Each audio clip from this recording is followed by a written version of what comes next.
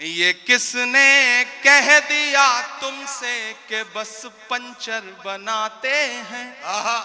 एक गाली जो हर दिन हमें दी जाती है, एक तंज जो हर दिन हम पे किया जाता है। मैं एक मतला पढ़ता हूं और आपसे दुआ मांगता हूं कि ये किसने कह दिया तुमसे कि बस पंचर बनाते हैं।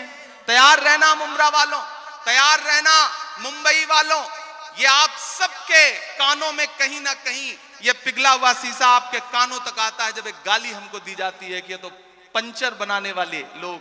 मैं शेर पढ़ता हूं। ये किसने कह दिया तुमसे कि बस पंचर बनाते हैं।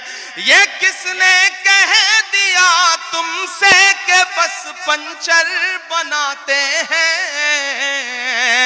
वतन पर हंस के कट जाते हैं ऐसे सर बनाते हैं। वतन पर हंस के जो कट जाए ऐसे सर बनाते हैं।